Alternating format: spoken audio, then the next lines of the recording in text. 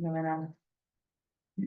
Pues ahora sí que están grabando. Buenos días a todos, a todas. Vamos a iniciar nuestra segunda sesión, jornada de este seminario internacional. Lo hacemos con la profesora Irene Ortiz Galo, a la que de entrada y como a todo el mundo, lo primero que hago es agradecerle muchísimo que esté aquí. Llevamos todo el curso detrás de ella, que viniera a presentarnos su libro y no desistimos. El curso próximo vendrá, un libro estupendo que le ha prologado Roberto Espósito.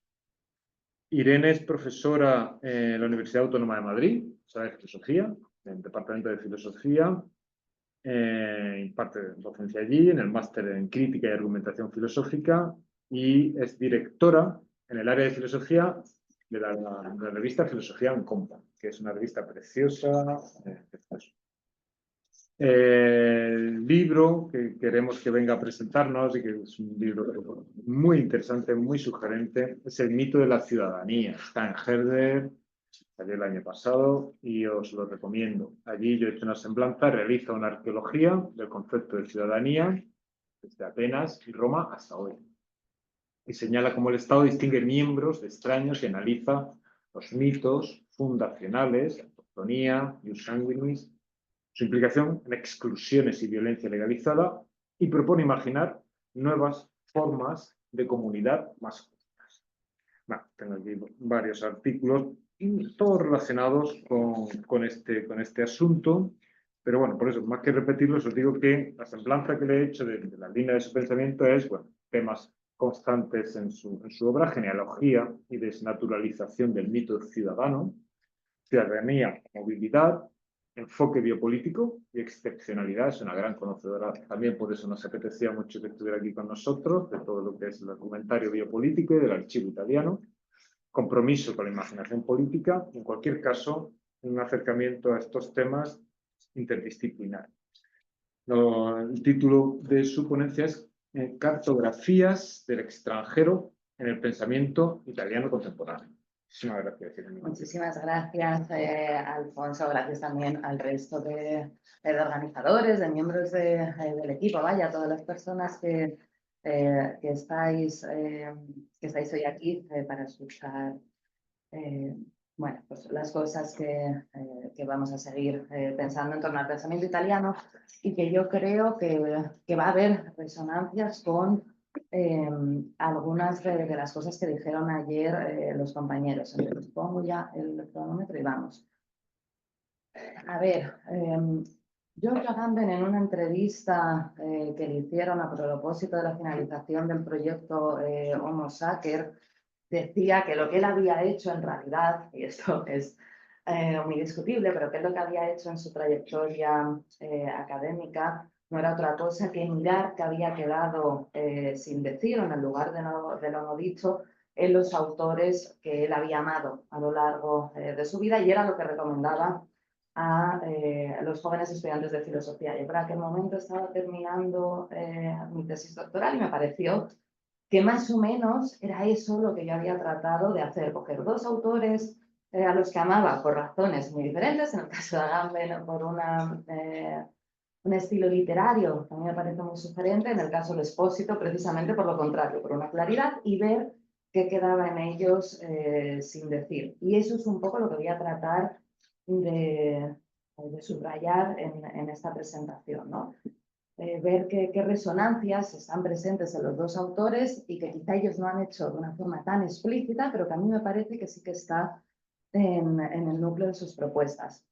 En Pensamiento Viviente, que ayer lo citaba ya Jorge, Espósito dice, como decía él, ¿no? Como nos contaba ayer Jorge, esta herencia del pensamiento italiano por parte de la French Theory y de la teoría alemana, pero algo que dice Espósito en ese texto es que lo que hace cifra interesante una corriente filosófica no es tanto de dónde viene, ¿no? Cuáles son las raíces, sino su capacidad para insertarse en el debate contemporáneo y ser relevante, tener algo que decir, en última instancia, dice de una forma un poco grandilocuente, contribuir al desarrollo del pensamiento universal. Y en ese sentido, yo diría que es indiscutible que el pensamiento italiano ha conseguido hacer eso, ha conseguido introducirse en esta línea del pensamiento universal y plantearnos, hablarnos de nuestro presente. Aquí, yo por eso he traído una presentación.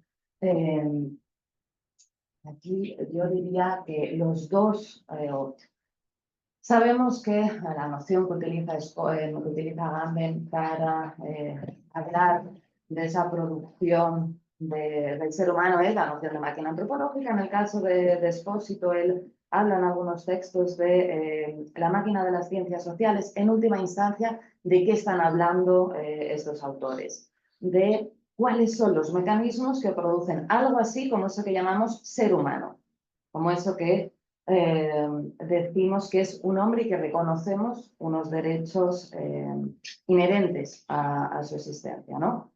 Este par, a mí me parece que se puede traducir, o que no es fácil, o que no es difícil, perdón, encontrar la herencia de otro par dicotómico, que sería el de ciudadano y extranjero. Ya también por la presentación que hacía, sí, lo ponemos así fenomenal.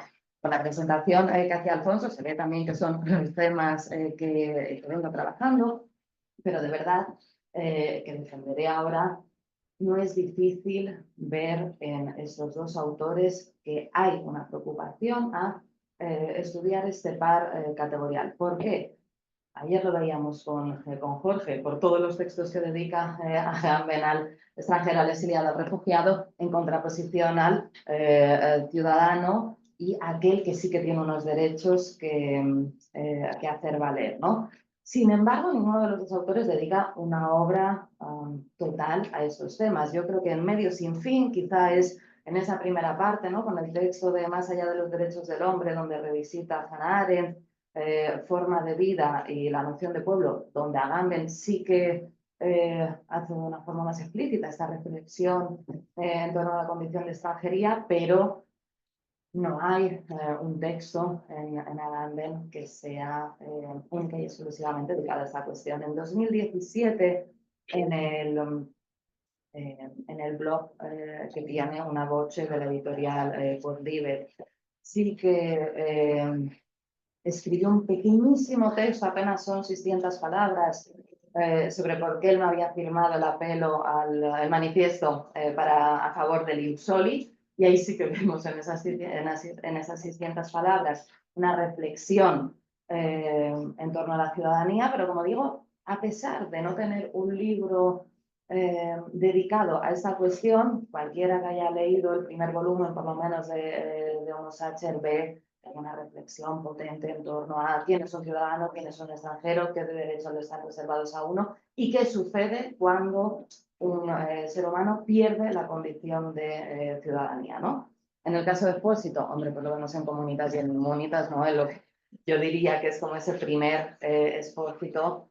Me parece que es muy evidente también la reflexión en torno a lo que queda dentro y lo que está fuera.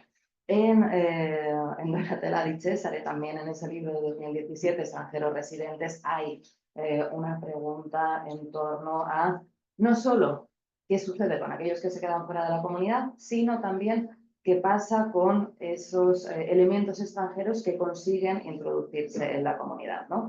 Entonces, tenemos un pensamiento italiano que presta su atención a, dice Espósito, dispositivos de larga o larguísima duración, a saber, el Homo Sacer en Agamben, la categoría de persona, ¿no? Con ese librito, el dispositivo de la persona de Espósito, categoría de persona, en el caso de Antonio Negri, la noción de imperio, que a la vez tratan de hacer un desdoblamiento de la mirada. Esta es la característica principal que Espósito reconoce al pensamiento italiano, atención a dispositivos de larga o larguísima duración, que sin embargo nos hablan de nuestro presente. Esto no quiere decir que eso, ahí donde está mirando la filosofía italiana, sea donde está mirando la ciudadanía italiana. Precisamente este fin de semana se ha llevado a cabo un referéndum para ver si se extendía el derecho de suelo a los hijos de extranjeros que habían nacido en Italia, y apenas ha contado con un 30% de la población que ha participado en ese referéndum, por lo que no ha podido llevarse a cabo, ¿no? Se necesita una participación del 50%. Pero en lo que es estrictamente el pensamiento italiano, diríamos, la corriente filosófica, sí que parece que esa preocupación por interior, exterior, ciudadanía, extranjería es relevante. Yo tengo alguna apuesta de por qué puede pasar eso y luego podemos discutir cuánto hay de ese peso verdaderamente en el pensamiento italiano, pero tengo la sensación de que el pensamiento italiano, o por lo menos los grandes exponentes, beben en gran parte, hay una raigambre potente de los relatos míticos. Es muy común no solo ese desdoblamiento, sino que ese desdoblamiento de la mirada atienda a qué mitos se han contado en el pasado para justificar ciertas reformas políticas, ¿no? Cuáles son las historias que han dado forma a los dispositivos políticos. Y aquí ya no me resistía a traer esta cita de Salustio, que en realidad quien la populariza es Roberto Calasio en ese librito extraordinario, Las bodas de Carmo y Armonía, ¿no? Esta idea de que estas cosas, esos relatos que se van a contar, jamás sucedieron, jamás hubo algo así como Erictonio nacido de la tierra, pero sin embargo existen siempre. Han modelado de tal forma nuestro presente y las prácticas políticas que son lo que nos permiten entender cómo hemos llegado hasta ese punto. Aquí, luego, yo creo que Adriana de esto sabe mucho más que yo y tampoco me permitiría ahora hablar de ella, pero Adriana Cabarero, ¿no? Cuando hace en ese librito Tú que me guardi, tú que me racconti, yo creo que va un poco de eso, ¿no? De ese potencial narrativo de las historias, sobre todo de las historias míticas, de las historias clásicas, que dan forma a nuestro presente. Y aquí la atención a Roma yo creo que es inapelable, ¿no? No podemos deshacernos de la herencia romana para pensar en nuestro presente y precisamente por eso nos sorprende en el volumen de Homo Sacer esas figuras, los estudios latinos sean tan importantes para alguien como Agamben, pero también para alguien como Expósito, ¿no? Y pensar que nosotros nos encontramos con una idea de pertenencia, también ayer se habló lo decía Alfonso, ¿no? Agamben tiene que ser necesariamente destituyente porque lo que le molesta es la pertenencia, es el arraigo, absolutamente, pero pensar también que venimos de una idea de autoctonía, dicho muy rápidamente, que une la isogonía, la igualdad de nacimiento, la raza, con la isonomía, la igualdad ante la ley y con la isegoría, ¿no? La posibilidad de hablar en público, eso está unido a través de la sangre y del suelo. Lo que nos encontramos en Roma es un giro de 180 grados, ¿no? Sustancialmente es un cambio que nos permite pensar una forma de pertenencia a partir de la exterioridad. Pensad en los fundadores de Roma, tanto Rómulo y Remo como, yo creo que quizá lo más relevante ahí sea la Eneida, ¿no? Ese gesto de Virgilio de decir que los padres fundadores no eran autóctonos, no eran personas con un vínculo con ese lugar que van a habitar, sino que son más bien extranjeros, aquellos perdedores de Troya que llegan a costas itálicas y que fundan una nueva ciudad, ¿no? Tito Livio se pregunta por qué los romanos se contarían a sí mismos como descendientes, le cito, de una multitud oscura y de baja extracción. Dice, gentes que no tenían miedo de mezclar su sangre y su raza con otros hombres. Eso, que luego sabemos que con la Constitución Antoniniana del 212 y con esa extensión de la ciudadanía romana, ¿no? Precisamente el extender los derechos o tratar de hacerlos universales supone o implica el quiebre de esos derechos, pero ese tipo de razonamiento, ese tipo de pensamiento, a mí me parece que esa preocupación por pensar la relación de la extranjería o de la exterioridad en el seno de la comunidad, digo, reverbera, se repite, hay eso que en Italia dicen, no, hay un ritornello, eso que vuelve, que está sin duda en estos autores clásicos y que está presente en en los autores que estamos trabajando, ¿no? Y aquí la pregunta un poco a lo Benjamin es desde dónde estamos excavando y qué es lo que estamos buscando en esa excavación, ¿no? En ese gesto arqueológico. Yo también aquí, evidentemente, hago cherry picking, elijo, ¿no? Estoy eligiendo qué son los vestigios del pasado que me parece que son importantes y que nos hablan de nuestro presente. Y yo, sin duda, creo que uno de esas elecciones no accidentales que ha hecho el pensamiento italiano lo ha hecho eh, Maurizio Bettini en Homo Sum, lo ha hecho Gian Andrea Franchi en El Divito de Antígone, es ese primer canto de la Eneida, donde sustancialmente, recordad, es ese momento en el que Eneas con Ilioneo y con el resto de compañeros de viaje llegan a las tierras de Cartago. El mismo fragmento, por otro lado, ese que subrayo en negrita, se nos niega a cogernos a una playa que va a recuperar Francisco de Vitoria la reelección de los indios para justificar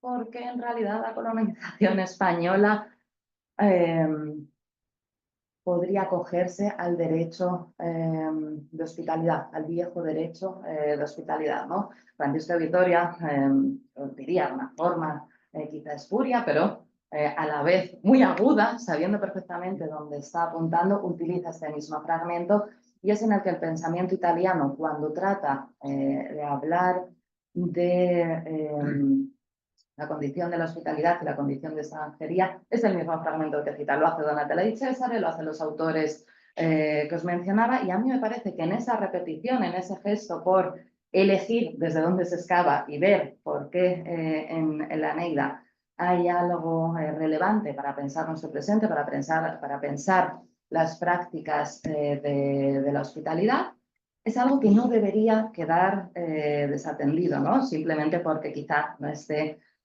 tan de moda volver a estos estudios clásicos. Entonces, estas dos formas de narrar la ciudadanía o la pertenencia, la vinculación con la comunidad, por un lado la ateniense, por el otro lado la romana, están en el centro, es algo a lo que atiende Agamben con la máquina antropológica. Recordad ese fragmento del primer volumen de Homo Sacer, donde Agamben, visiblemente enfadado, dice algo así como: bueno, en realidad, cuando estamos pensando el Glutum Boden como principio que articula, como en díasis, que articula el nacionalsocialismo, en realidad estos principios son bien arcaicos. El principio de sangre y suelo estaba en Atenas. El principio de sangre y suelo y de articular la forma de pertenencia a la tierra a partir de la sangre y suelo no es un invento de la Alemania de los años 30, sino que es algo que ha articulado desde siempre el ¿qué? El principio de ciudadanía,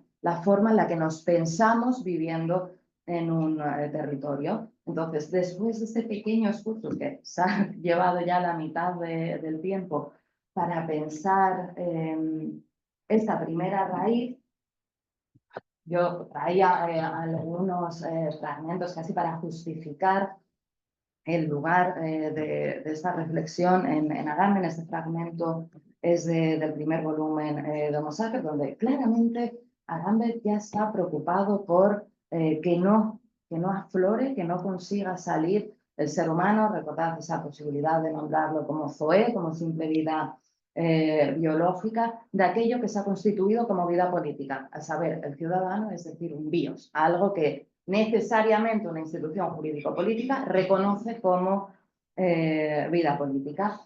Aquí yo creo que habría que definir mejor. Lo que pasa es que justo si el pensamiento italiano lo que trata de hacer es eliminar los límites geográficos que determinarían su teoría, nosotros haríamos mal en tratar de volver a construir esos muros, pero tendríamos que pensar si esa geofilosofía que se está desarrollando sobre todo en Sicilia entraría dentro del pensamiento italiano. Yo os traía a Rita Fulco, que paradójicamente no, pero desde la isla de Sicilia, Caterina Resta Rita Fulco están pensando la posibilidad del archipiélago como un lugar de encuentro que nos permitiría desactivar esa idea de pertenencia, ¿no? Como espacio de tránsito. Habría que pensar si esto también entra dentro del pensamiento italiano, pero yo no me resistía a también introducir esta línea de trabajo que se está desarrollando en Italia. Pensar también en este librito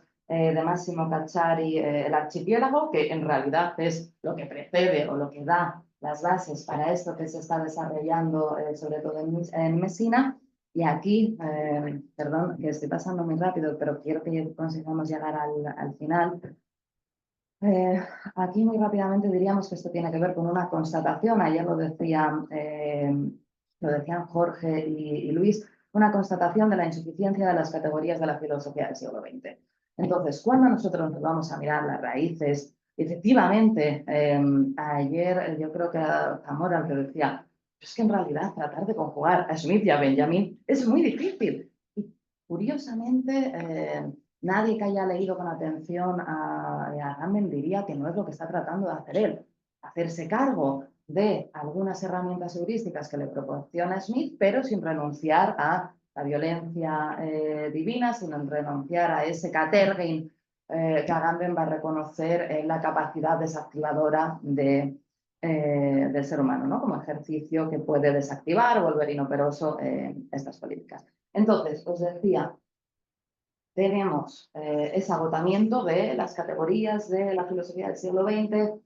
Uno de los fragmentos que en cierto momento encontré y que me parecía que efectivamente podía reconocer el gesto que me resonaba o que repetía con Agamben y con Expósito, es este fragmentito de teoría de la Constitución, donde Smith, seguramente no lamentándose como van a hacer Agamben y Expósito, reconoce que efectivamente en el simple ser humano no hay algo así que en el reconocimiento de que el otro es un ser humano como yo, no hay la suficiente capacidad política activadora que nos permita fundar una comunidad. Tiene que haber algo más, un exceso, un reconocimiento jurídico-político que nos permita fundar la comunidad, ¿no? Y entonces Smith dice, bueno, quizás se puedan suavizar y moderar ciertas durezas, pero desde luego no hay algo relevante para fundar una comunidad política en el hecho de reconocer que el otro es un ser humano como yo, que el otro es un ser mortal como yo. Y esa constatación, yo creo que es de lo que nos está hablando en última instancia Agamben a lo largo de los 9 volúmenes de Homo Sacer, pero especialmente en el primero, en esa parte final. Recordad cuando Agamben está haciendo esa distinción entre ayuda o intervención política y práctica humanitaria, ¿no? Y dice, ¿qué sucede con él? En aquel momento está hablando de las campañas de las ONGs centradas en la ayuda humanitaria a Ruanda. Dice, ¿qué sucede cuando ponemos los ojos implorantes de un niño hambriento ante Occidente? Que lo máximo que despierta es una compasión de dar una pequeña limosna para que ese niño se alimente, pero en ningún momento pensamos en la capacidad política que podría tener ese niño, ¿no? Esa insuficiencia para reconocer en los ojos implorantes del niño que pasa hambre una condición política es lo que Smith, yo diría que desde otro lugar, identifica, y es que la comunidad política no se funda en la igualdad humana, y lo que Agamben constata con un lirismo bellísimo, ¿no? La calidad literaria yo creo que ahí es indiscutible. Otro de los autores, otro de los autores que yo creo que hace un excelente trabajo sobre esa contraposición entre personas y no personas es Alessandro Dal Lago, que otra vez se hace cargo de las categorías agambenianas para aterrizarlo con una valentía que Agamben rara vez se atreve a hacer, es decir, para trasladar la ontología política de esa Italian Theory que Agamben siempre repite, yo hago ontología política, yo no estoy desarrollando un programa político, con lo cual a mí no me miren cuando yo digo que la desactivación es la única forma de pensar la comunidad que viene, no me pidan herramientas para aplicarlas. En cambio, Alessandro Dal Lago, por eso yo creo que es un gesto valiente, sí que trata de buscar la traducción, podríamos decir, política, la forma de aterrizar esa ontología política que nos resulta utópica en Agamben y que Alessandro Dal Lago constata con esa categoría de no personas. ¿Qué sucede con aquellos seres humanos que no son titulares de una ciudadanía? Yo creo que hay el contexto también, porque los esfuerzos que tendríamos que hacer ya no, el contexto no es el mismo que el de Hannah Arendt, ¿no? Aquellos seres que se pueden sacrificar o aquellos seres a los que se puede dar muerte sin cometer asesinato ya no son necesariamente los apátridas, lo estamos viendo en esa tumba que es esa tumba a cielo abierto que es el Mediterráneo. Quizá la categoría ahí sería ciudadanía frágil, pero bueno, eso es algo que podríamos ver, pero la categoría de Alessandro Dal Lago es las no personas y de lo que se trata en última instancia, o esas raíces, es eso que repetía ayer Jorge cuando hablaba de Agamben, cuando él dice, lo cito, si se quiere impedir que se reabran en Europa los campos de exterminio, lo que ya está empezando a suceder, texto del año 96, es necesario que los Estados-naciones encuentren el coraje de poner en tela de juicio el propio principio de descripción del nacimiento y la trinidad del Estado, nación, territorio en el que se fundan. Es, como os decía yo, intento no engañar en las presentaciones. Cuando yo digo que una de las preocupaciones centrales del pensamiento italiano es esa condición de ciudadanía y extranjería, creo que está sostenida en este tipo de afirmaciones. Teníamos también Donatella Di Cesare, que trata de pensar la forma de naturalizarse con la esperanza de que las raíces de los miembros extranjeros arraiguen, ¿no? También ahí a mí me parece que es muy potente esa imagen visual de volver a echar raíces, pero yo diría que si tenemos que hablar verdaderamente de las dos filósofas que a mí me parecen centrales para pensar las raíces del pensamiento italiano, son a las que Espósito, perdón, dedicó uno de sus primeros libros, y son Simone Weil y Hannah Arendt. Como ya habéis trabajado sobre, como ya se ha hablado de Hannah Arendt en el otro seminario, voy a intentar no dedicarle mucho para poder hablar de Simone Weil. Entonces, de Hannah Arendt es muy evidente cuál es la raíz, y es la constatación que tiene Hannah Arendt de qué sucede con aquellos que abandonan su territorio y pierden su ciudadanía, que representan las fronteras para esos seres humanos. Recordad esta carta devastadora con la que Arendt comunica a Scholem el suicidio de Benjamin, ¿no? Cuando ella dice, si hubiera llegado un día antes o después, quizá no se hubiera suicidado, hubiera sabido que no podía traspasar la frontera.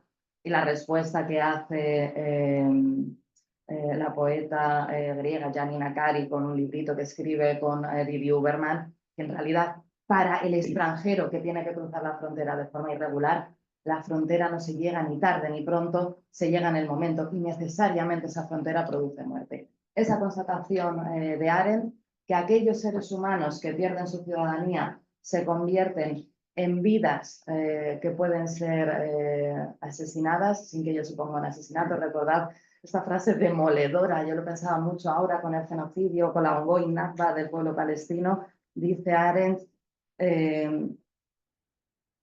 seres humanos a los que los amigos meten en campos, no sé si dicen campos de refugiados, y los enemigos en campos de... No, dice, a lo que los amigos meten en campos de concentración y los enemigos en campos de exterminio. Y yo pensaba cuántos pueblos les pasa eso, ¿no? A los que los amigos meteríamos en campos de refugiados, les daríamos sanidad y alimento, pero los enemigos meterían en campos de exterminio, ¿no? Esa dicotomía, eso creo que está presente en estos autores, y ya Bueno, y ya voy hacia el final. O sea, la raíz de Arendt yo diría que es que se ve con mucha claridad, entonces vamos a pasarla. Pero la de Weil, ayer lo comentábamos, ¿no? Sabemos que Agamben escribió su tesis doctoral sobre Simone Weil. Pero ese texto nunca se ha visto. Expósito aparece.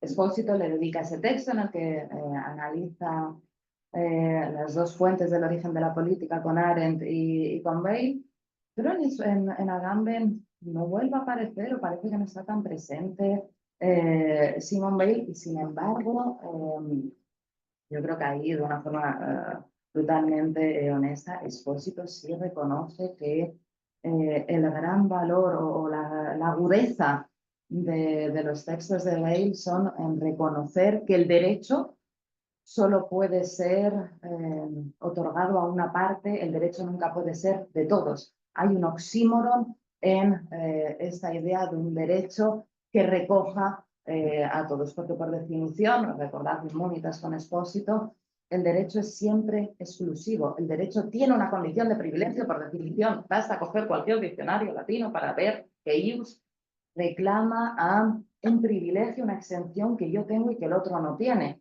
Expósito con el ejemplo, ¿no? Nosotros no decimos que tenemos un derecho a respirar porque es un hecho, es algo que acontece, todos respiramos. Sin embargo, sí que hablamos de derechos para distinguir cuáles son los privilegios que me reconoce mi Estado-nación, el Estado al que pertenezco, frente a aquellos que no tienen por su condición de extranjero, ¿no? Nosotros decimos, hay un derecho a votar, bueno, tenemos un derecho a votar los que tenemos una ciudadanía española. Los que no tienen una ciudadanía española no participan políticamente, ¿no? Ese reconocimiento, Weil lo identifica en la persona en lo sagrado, donde dice con esa literatura tan reconocible que aquellos que reclaman, se está refiriendo a los burgueses, que aquellos que reclaman la igual parte de todos en los privilegios, dice, es una reivindicación absurda, porque el privilegio, por definición, es desigual, baja, porque no vale como para ser deseado. Y es ahí donde Weil empieza a hacer su inclusión hacia la categoría del impersonal que desarrolla en La persona y lo sagrado, con ese lamento infantil de Cristo, dice ella, que deberíamos reconocer en aquellos que sufren. Esa categoría de lo impersonal es lo que sucede cuando acontece la desobra, en el caso de Agamben, cuando acontece la inoperancia. Recordad el texto de 1990 en La comunidad que viene, ¿no? Que tradujo con muchísima destreza José Luis Villacañas, cuando Agamben está hablando del Qualunque y de ese ser que no importa como sea, sino que sea como sea, importa, ¿no? Lo que importa de él es que se puede dar de múltiples formas. Él dice, no ser rojo, musulmán o italiano para reconocer que en esa figura hay algo valioso, sino como cualquier forma de vida. Es esa categoría de impersonal que Expósito trabaja, lo sabemos, en tercera persona, pero que a partir de 2007 abandona. Esa raíz de Weil, que está muy presente en esos textos, yo creo que en Agamben la traducción es fácil a forma de vida y a esa figura que pretende unirse con sus prácticas, pero no reivindicar la pertenencia. Pero en el caso de Expósito lo abandona y de hecho en el prólogo que me hizo, una de las cosas que él decía es, habría que ver a qué se refiere Irene Ortiz cuando habla de la categoría de lo impersonal y quién podría encarnarla. ¿Quién podría encarnarla? Yo creo que la respuesta la dio ayer Jorge. En el caso de Agamben es claro, el refugiado, el exiliado, aquel que no tiene una pertenencia que hacer valer. En la tradición hebrea, seguramente el ger, el extranjero residente, aquel que no tiene una raíz. Me he pasado un minuto, pero lo siento. Perdón porque traía mucho más, lo siento. Gracias.